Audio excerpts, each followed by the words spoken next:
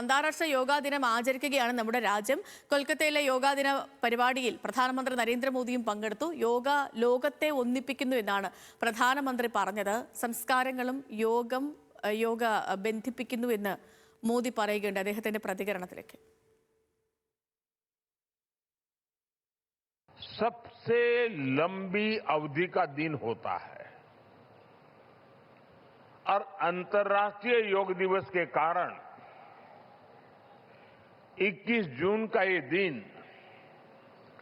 विश्व के सबसे बड़े सामूहिक उत्सव का दिन भी बन गया है। विश्व के अलग अलग हिस्सों से योग की एक से एक अद्भुत तस्वीरें आ रही हैं। भारत में हिमालय से लेकर हिंद महासागर तक,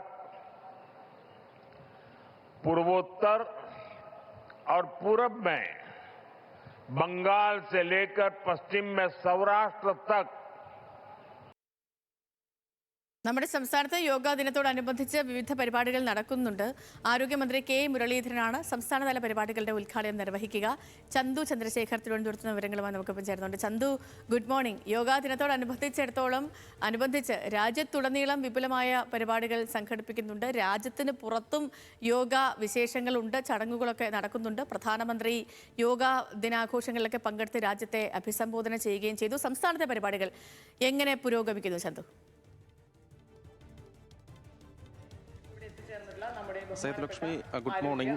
സംസ്ഥാനതല യോഗ ദിനാചരണ പരിപാടികൾ, അന്താരാഷ്ട്ര യോഗ ദിനാചരണ പരിപാടികൾ ഇപ്പോൾ ആരംഭിച്ചിട്ടുണ്ട്. അതിന്റെ സംസ്ഥാനതല ഉദ്ഘാടനം തിരുവനന്തപുരം ജിമ്മി ജോർജ് സ്റ്റേഡിയത്തിൽ അല്പസമയത്തിനകം മന്ത്രി കെ മുരളീധരൻ അതിന്റെ ഉദ്ഘാടനം നിർവഹിക്കും. അദ്ദേഹം ഇവിടെ എത്തിയിട്ടുണ്ട്. ഏകദേശം 500ഓളം പേർ പങ്കെടുക്കുന്ന ഒരു യോഗ ദിനാചരണ പരിപാടിയാണ് ഇവിടെ സംഘടിപ്പിച്ചിരിക്കുന്നത്.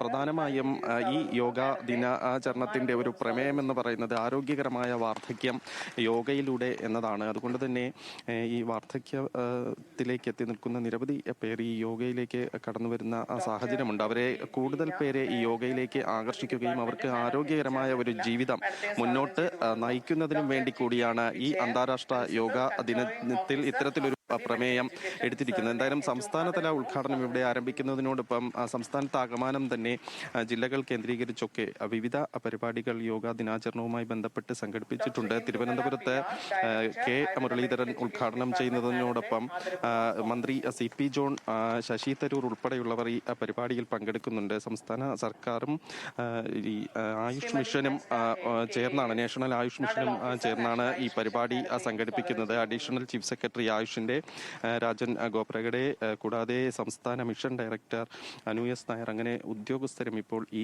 ചടങ്ങിന്റെ ഭാഗമാകുന്നുണ്ട്. അല്പസമയത്തിനകം തന്നെ ഇവിടെ ഈ യോഗ ദിനാചരണത്തിന്റെ ഭാഗമായി യോഗ അഭ്യസിക്കുന്ന അല്ലെങ്കിൽ യോഗ അനുവർത്തിക്കുന്ന കാര്യങ്ങൾ ഇവിടെ നടക്കും. എന്തായാലും ആരോഗ്യകരമായി തന്നെ മുന്നോട്ട് പോകുന്നതിന് അതിന് ശാരീരിക ആരോഗ്യം മാത്രമല്ല മാനസിക ആരോഗ്യം കൂടി മുന്നിൽ കണ്ടുള്ള ഒരു ജീവിത ശൈലി എന്നതാണ് ഈ അന്താരാഷ്ട്ര യോഗാ ദിനത്തിന്റെ ഭാഗമായി എല്ലാവരും ഈ യോഗ അഭ്യസിക്കുന്നതിലൂടെ മുന്നോട്ട് വയ്ക്കുന്ന ഒരു പ്രധാന പ്രചാരണം. ശരി, സംസ്ഥാനത്തും പരിപാടികളൊക്കെ നടക്കുന്നുണ്ട്.